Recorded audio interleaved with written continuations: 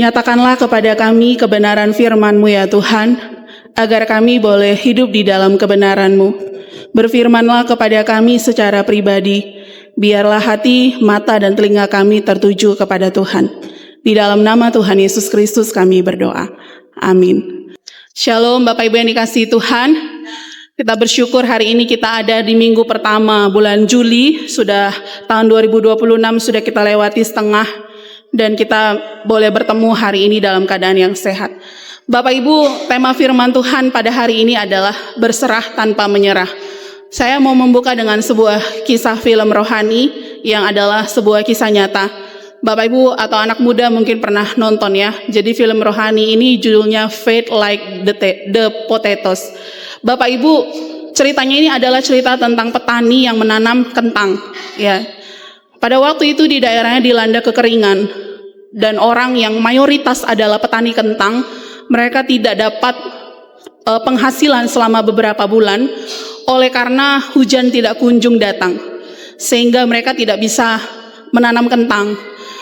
Beberapa orang mencoba untuk survive dengan tetap menanam kentang, tetapi hasilnya tetap kentangnya itu kecil-kecil gitu ya Bapak Ibu. Jadi ada tapi kecil-kecil.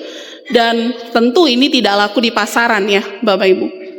Orang-orang mulai berkata, wah gimana nih Tuhan, nampaknya Tuhan sudah meninggalkan kota kita sehingga tidak turun hujan selama beberapa waktu lamanya. Tuhan sepertinya sedang menghukum kita. Karena Tuhan tahu pendapatan kita itu adalah dengan hasil menanam kentang. Tetapi hujan tidak turun, bagaimana kita akan mendapatkan makanan? Menariknya Bapak Ibu dikasih Tuhan, ada seorang keluarga yang terus menanam kentang. Orang-orang sudah mulai tidak lagi menanam kentang karena mereka merasa udah habis modal tapi tidak balik ya. Karena kentang yang dijual itu nggak laku seperti itu ya. Pertumbuhannya juga buruk gitu. Jadi orang-orang sudah berdiam diri di rumah. Lalu melihat satu keluarga ini, tetangganya bilang, kamu tuh ngapain sih kayak gitu ya. Kamu tuh nyapain badan kamu tuh buang-buang tenaga kamu, buang-buang uang kamu. Ini nggak ada hujan dan diprediksikan hujan ini masih lama datangnya.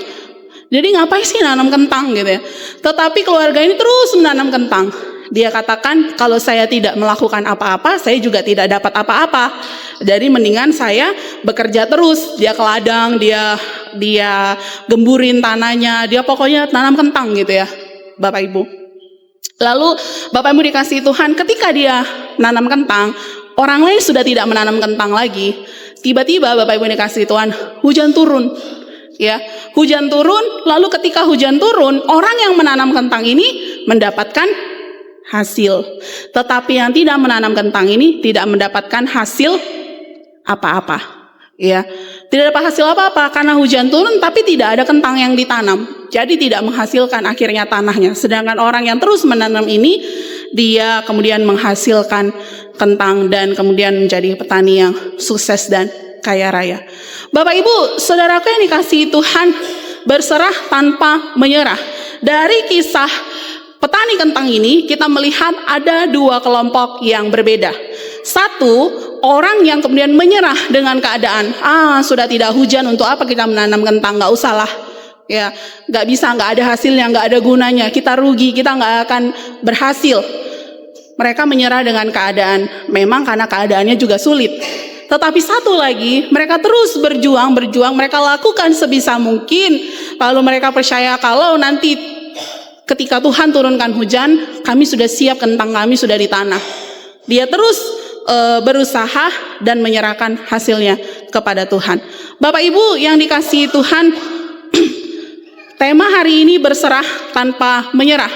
Bapak Ibu, apa sih perbedaannya berserah dan menyerah? Ya, sama-sama ada rah-rahnya ya. Nah, kita mau lihat Bapak Ibu, tulisannya kelihatan ya, kelihatan nggak Bapak Ibu? Menyerah ya, kalau di dalam Kamus Besar Bahasa Indonesia, menyerah itu digambarkan sebagai sebuah kondisi di mana orang menghentikan tindakannya, menghentikan segala usahanya karena dia merasa sudah tidak sanggup lagi. Pernah Bapak Ibu seperti itu? Bapak Ibu berusaha lalu akhirnya Bapak Ibu berhenti. ya, karena Bapak Ibu merasa udah nggak sanggup lagi, udah nggak kuat lagi. Mungkin ada orang yang melakukan pengobatan terhadap sebuah penyakit, lalu di tengah jalan dia udahlah, aku udah nggak sanggup lagi, aku udah capek gitu ya. Lalu dia menghentikan semua tindakan pengobatannya. Dia berhenti dari segala usahanya dan fokusnya itu Bapak Ibu kepada kelemahan diri sendiri. Ya, aku ini nggak bisa, memang aku ini lemah, memang aku ini nggak bisa, memang aku ini nggak berdaya. Fokus kepada kelemahan diri sendiri ataupun kepada rintangan yang ada. Memang keadaannya susah, penyakit ini susah disembuhkan, jarang orang sembuh gitu ya. Wah, keadaan saya juga seperti ini, saya nggak punya uang. Wah, memang lagi kemarau, ekonomi lagi sulit. Fokusnya kepada kesulitan itu, situasi itu, rintangan itu. Tetapi kemudian Bapak Ibu, orang ini tidak memiliki pengharapan. Gak ada sesuatu yang baik yang dia pikirkan yang bisa terjadi atas hidupnya. Jadi dia sudah di tahap menyerah. Lalu Bapak Ibu yang dikasihi Tuhan, sedangkan berserah itu adalah orang yang terus mengusahakan ya apapun yang bisa dikerjakannya. Jadi dia menyerahkan semua usahanya, semua kerja kerasnya, ya dia berusaha, dia bekerja keras, lalu pada akhirnya dia menyerahkannya kepada Tuhan. Ya, jadi dia berkata, Tuhan, kehendak-Mu lah yang jadi. Dia melihat memang ada kesulitan, dia melihat ada keterbatasan dirinya, tetapi Bapak Ibu yang dikasihi Tuhan, fokusnya adalah kepada satu pribadi yang punya kuasa, yang sanggup menolong, dan dia mengerjakan apa yang dia bisa, lalu dia serahkan kepada Tuhan. Hasil akhirnya seperti apa? Orang ini memiliki pengharapan bahwa ada hari baik, bahwa ada sesuatu yang baik yang akan terjadi nanti. Hari ini saya belum lihat, nanti pasti ada sesuatu yang baik. Bapak Ibu pernah di posisi menyerah atau pernah di posisi berserah? Pernah menyerah? Pernah berserah juga? Ya, Bapak Ibu, dalam titik-titik hidup manusia bisa ada di menyerah ini, ya, menyerah, dan sanggup lagi mungkin dia ada di posisi seperti ini dalam titik-titik tertentu, ya. Tapi ada juga, dan ini mungkin lebih sering kita lakukan, yaitu berserah. Atau kebalikannya Bapak Ibu, lebih banyak menyerah daripada berserah. Ya, kita mau lihat Bapak Ibu yang dikasihi Tuhan. Dalam kisah hidup kita, perjalanan hidup kita, Bapak Ibu, ternyata kalau Bapak Ibu menyelesaikan pembacaan Alkitab, Bapak Ibu akan menemukan ternyata Tuhan gak pernah sekalipun ya menjanjikan bahwa kehidupan saya, hamba Tuhan, Bapak Ibu jemaat, aktivis, para pelayan Tuhan, semuanya akan mulus-mulus saja. Semuanya akan nyaman, tanpa hambatan, tanpa rintangan. Bapak Ibu akan menemukan beberapa ayat di dalam Alkitab bahwasannya secara gamblang Yesus mengatakan bahwa kehidupan kita sebagai orang percaya yang percaya kepada Tuhan akan mengalami beberapa kesulitan. Saya kasih beberapa gambaran ayat Bapak Ibu. Di dalam Yohanes 16 ayat 33 dikatakan, semuanya itu kukatakan kepadamu supaya kamu beroleh damai sejahtera dalam aku, dalam Yesus ya. Dalam dunia kamu menderita penganiayaan, tetapi kuatkanlah hatimu, aku telah mengalahkan dunia. Jadi di dalam dunia Bapak Ibu kita mengalami banyak penganiayaan dan sudah dikatakan.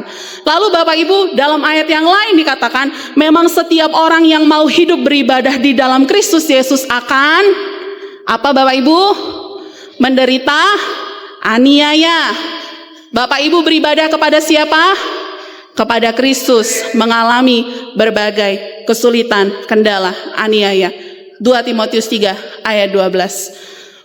Ada lagi Bapak Ibu sebuah perkataan Yesus dalam Lukas 9 ayat 23. Katanya kepada mereka semua, setiap orang, ini terkenal ya kalimat ini ya Bapak Ibu, setiap orang yang mengikut aku, ia harus menyangkal dirinya, memikul salibnya setiap hari dan mengikut aku. Salib bukanlah sesuatu yang nyaman Bapak Ibu ya.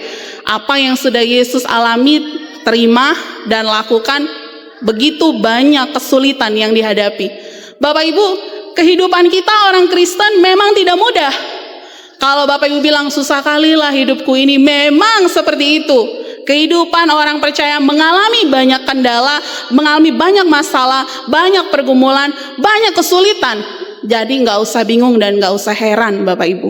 Ya, memang keadaannya demikian. Tetapi Bapak Ibu saudara yang dikasihi Tuhan, kita juga menemukan ada banyak sekali janji-janji Tuhan bagi kita. Kendati kita harus mengalami banyak kesulitan, penganiayaan, penderitaan, kesakitan. Ada banyak Bapak Ibu kita bisa menemukan janji-janji Tuhan, ya. Tuhan berjanji akan menyertai, Tuhan berjanji akan memberikan kekuatan, Tuhan berjanji akan berperang, Tuhan berjanji akan membela perkara-perkara kita, Tuhan berjanji orang yang percaya tidak akan dipermalukan. Ada banyak Bapak Ibu. Dalam setiap janji yang diberikan, ada penghiburan ternyata bagi kita yang mengalami pergumulan, mengalami beban hidup. Siapa sih Bapak Ibu yang saat ini sedang duduk di sini tidak mengalami beban hidup, pergumulan? Kurasa kalau ada mungkin itu anak-anak kita yang masih bayi kali, kayak Dominic kurasa ya, belum ada pergumulan hidupnya. Masih bayi, ya, masih kecil, dia masih belum memikirkan tentang hidup. Ya, masih kecil ya, Dominic cucunya Pak Afui maksudnya. Ya, pergumulannya mungkin belum ada, ya. Yang memikirkan kehidupannya orang tuanya. Dia tidak memikirkan apapun. Orang hidup mengalami banyak kesulitan, mengalami banyak kendala. Namanya hidup pasti ada saja yang dihadapi setiap hari. Tetapi Bapak Ibu Saudara yang dikasihi Tuhan, firman Tuhan hari ini datang kepada kita. Firman Tuhan berisi tentang ajakan, ya, panggilan Kristus kepada saya dan Bapak Ibu. Kita membaca di dalam ayat yang ke-28 Bapak Ibu, Yesus katakan, "Marilah kepadaku semua yang letih lesu dan berbeban berat." Siapa yang letih lesu dan berbeban berat sekarang? Iya, nggak ada yang mau tunjuk tangan, nggak mau kasih tahu orang, mau simpan sendiri sama Tuhan aja yang tahu ya Bapak Ibu ya. Iya, tapi yang baju-baju hitam ini bukan lagi letih lesu dan beban berat kan? Iya, nggak menentukan warna baju ya. Bapak Ibu, marilah kepadaku semua yang letih lesu dan berbeban berat, aku akan memberi kelegaan kepadamu. Ini panggilan Kristus, panggilan Yesus bagi kita. Bapak Ibu ada pergumulan, ada kesulitan, mungkin sedang lelah-lelahnya menghadapi pekerjaan, sedang lelah-lelahnya menghadapi anak, menghadapi pasangan, atau mungkin sudah lelah menghadapi segala dinamika di dalam pelayanan. Hari ini Tuhan katakan, marilah kepada siapa? Kepada Tuhan, kepada Yesus. Semua yang letih lesu dan berbeban berat. Dia janjikan akan memberi apa Bapak Ibu? Memberikan kelegaan kepadamu. Bapak Ibu Saudara yang dikasihi Tuhan, Yesus ajak nih, marilah. Berarti dia buka tangan. Ayo, siapapun boleh datang.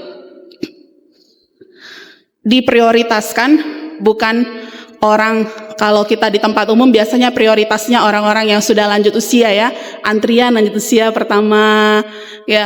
Tetapi hari ini orang-orang yang letih lesu dan berbeban berat, prioritasnya, mari datang kepada Tuhan. Bapak Ibu, ajakan ini, perintah ini, panggilan ini sudah dikumandangkan. Tapi apakah kemudian kita langsung merasakan ada kelegaan? Bisa tidak Bapak Ibu. Kenapa? Karena ternyata kita butuh respon. Ya Bapak Ibu, apa yang harus kita lakukan? Yang harus kita lakukan Bapak Ibu, berserah tanpa menyerah. Bagaimana bisa mengatasi segala keadaan, persoalan yang akhir-akhir ini sedang menguasai pikiran kita, hati kita. Bapak Ibu perlu menyadari ya, bahwasannya kita kecil tanpa Tuhan. Dalam ayat yang ke-25, Yesus begitu bersyukur bagaimana Allah menyatakan kuasanya kepada orang-orang kecil. Di mana orang-orang yang berpendidikan, orang-orang yang merasa menyadari, atau orang-orang yang merasa menguasai hukum Taurat, berpikir mereka adalah orang-orang hebat yang enggak membutuhkan lagi Tuhan, yang enggak butuh lagi didikan dan pengajaran. Tetapi orang-orang kecil yang rendah hati membuka dirinya dan menyadari bahwa mereka terus memerlukan Tuhan dalam hidupnya. Bapak Ibu, ketika kita punya pergumulan dan persoalan yang besar, biasanya sebelum persoalan itu menjadi besar, dimulai dari riak-riak yang kecil.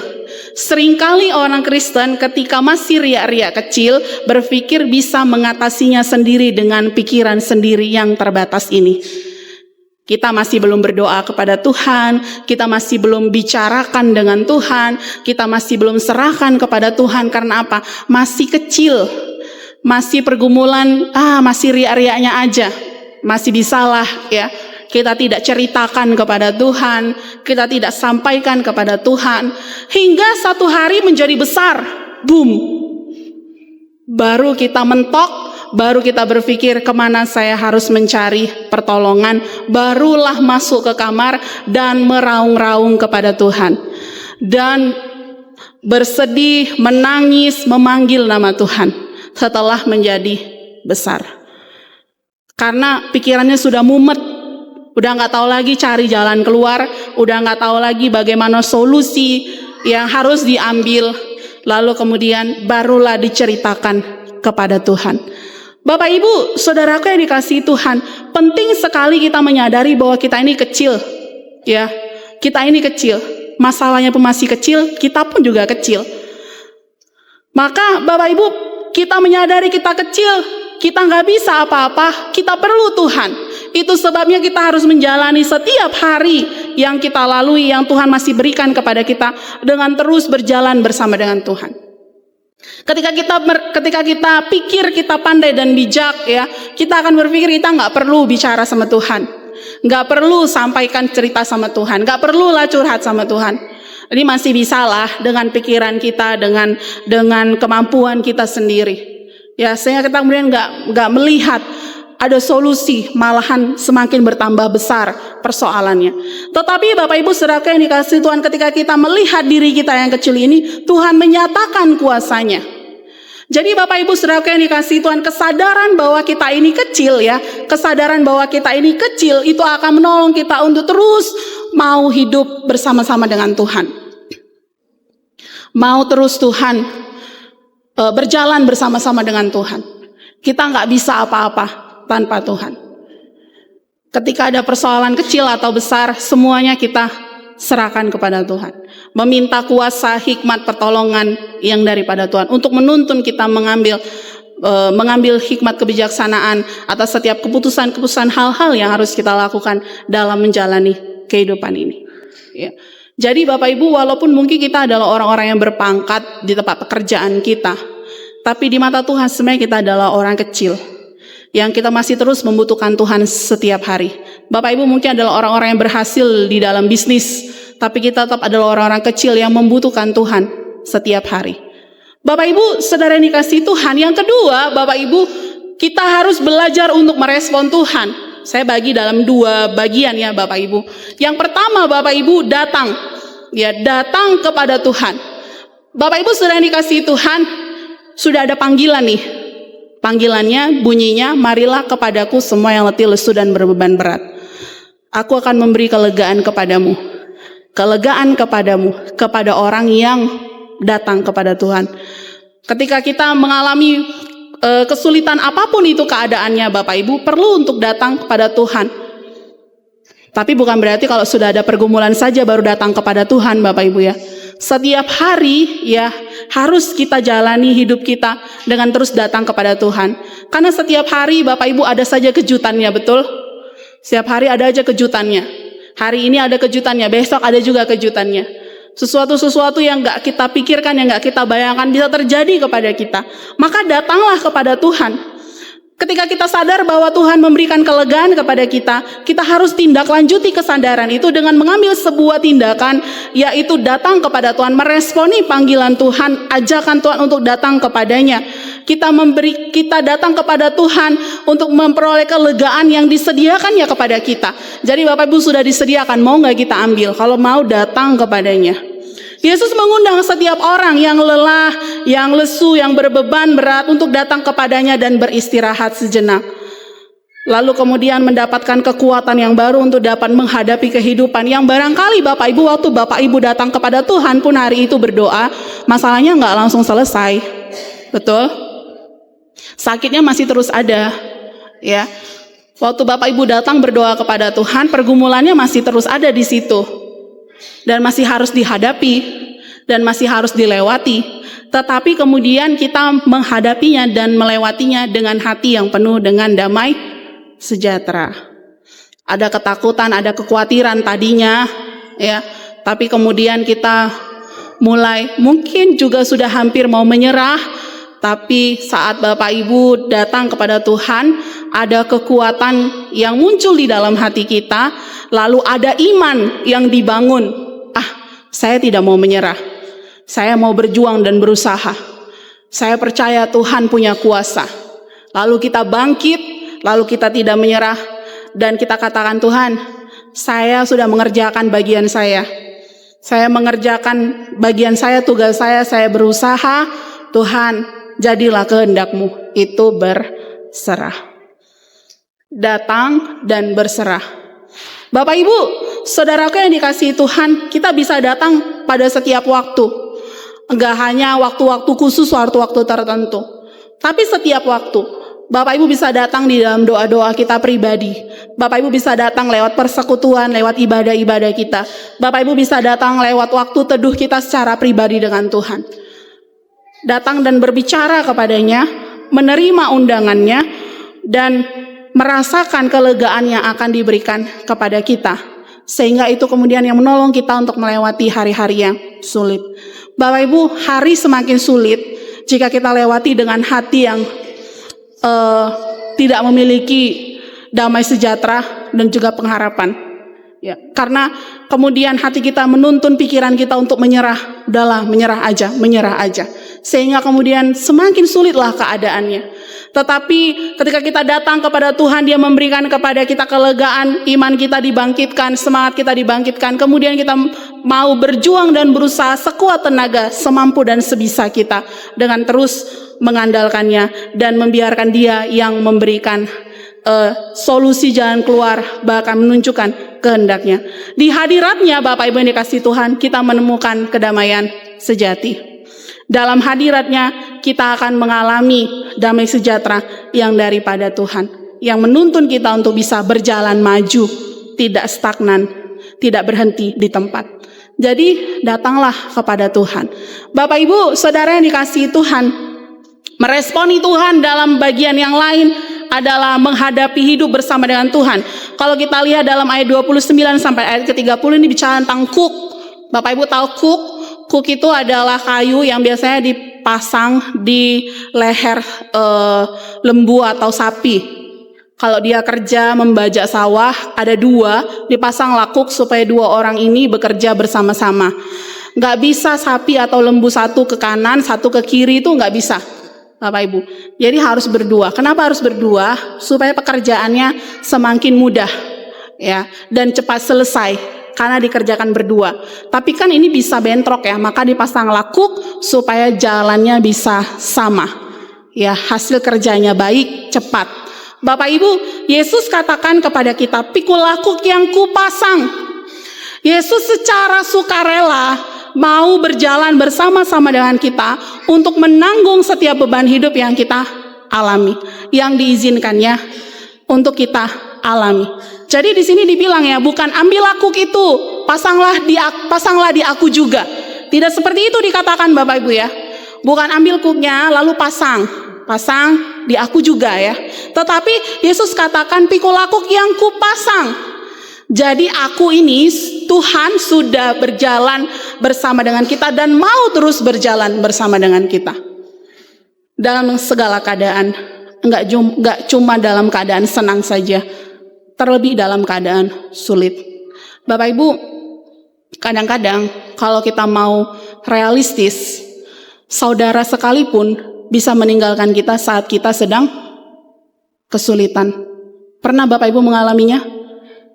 Saudara sendiri pun kadang sering menutup mata, tidak mau melihat kesulitan yang kita alami, apalagi menolong. Kadang-kadang justru orang yang gak ada hubungan saudara yang mau datang memberikan pertolongan. Saudara sendiri pun kadang-kadang tidak mau disulitkan, direpotkan, ya. Gak mau capek-capek, repot-repot untuk menanggung beban. Apalagi Bapak Ibu, saat kita menghadapi persoalan yang mungkin berbau hukum, ya, orang gak mau dong terseret-seret, ya. Orang gak mau terbawa-bawa. Kalau bisa pura-pura nggak kenal. Kalau dia datang jangan buka pintu. Saudara, Bapak Ibu. Tetapi Tuhan secara sukarela membawa kuk yang harus dipakai 2 orang nih. Sudah dipasang di dia, lalu dia mau pasang ke kita. Kitanya mau nggak? Bapak Ibu, hidup memang berat, tapi lebih berat lagi jika tidak dijalani bersama dengan Kristus. Saya rasa setiap orang punya takaran beratnya masing-masing dalam pergumulan hidup. Bisa mungkin lebih berat atau lebih ringan. Tetapi Bapak Ibu saudara dikasihi Tuhan, Kristus mau menanggungnya bersama dengan kita. Dia mau memegang tangan kita, menggandeng kita. Dia mau berjalan bersama dengan kita melewati pergumulan yang berat itu. Bapak Ibu saudaraku yang dikasihi Tuhan, Yesus ini kalau kita lihat kayaknya bucin sekali dengan kita. Dia yang memberikan ajakan, dia yang menawarkan diri, dia bahkan sudah mengambil posisi. Tinggal apakah kita mau merespon dengan menghadapinya bersama dengan Tuhan. Maukah kita memegang tangannya juga dan melewati hari-hari itu bersama dengan Tuhan. Atau terus kita mau dengan pikiran kita, dengan ego kita, dengan kemampuan kita saja, tidak mau melibatkan Tuhan. Yohanes 15 ayat 5 katakan, di luar aku, kamu tidak dapat berbuat apa-apa. Di luar Tuhan, saya dan Bapak Ibu tidak dapat berbuat apa-apa. Maka ketika Bapak Ibu menjalani kehidupan dengan berbagai pergumulan yang ada, lewatilah bersama-sama dengan Tuhan. Bukan hanya saat sudah kepentok, atau saat bergumul saja, saat sukacita kita lepaskan, kita nggak mau jalan sama Tuhan. Tapi dalam setiap hari kehidupan kita berjalan bersama-sama dengan Dia. Bapak Ibu, saudaraku yang dikasihi Tuhan, Yesus sungguh bertanggung jawab atas hidup kita. Segala beban, segala pergumulan yang diizinkannya untuk kita alami, tidak dibiarkannya kita seorang diri. Dia berjalan bersama-sama dengan kita. Dan karena dia bersama dengan kita, maka kita punya pengharapan bahwasannya akan ada hari yang baik di depan yang Tuhan sudah sediakan bagi kita. Amin. Tidak selama-lamanya hidup kita akan terus terpuruk, akan terus dalam beban yang berat ini. Akan ada hari di mana Tuhan akan menyatakan kuasanya kepada kita. Itulah yang akan melegakan hati kita. Itulah yang memberikan pengharapan dan iman kepada kita.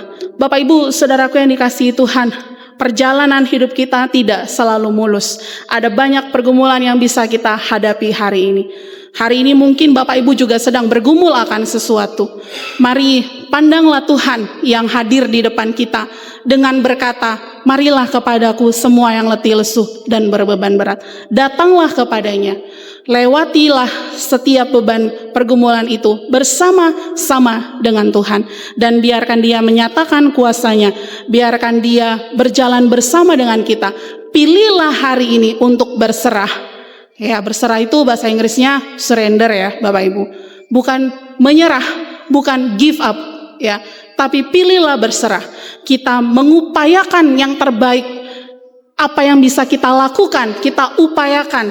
Lalu kita serahkan kepada Tuhan yang punya kuasa, yang tahu apa yang terbaik kepada kita. Dan lihatlah bagaimana Dia akan menolong kita dan membukakan jalan keluar bagi kita. Kiranya Tuhan memberkati kita. Bapak Ibu, mari kita berdoa. Bapa di dalam sorga, hari-hari ini kami mengalami banyak pergumulan.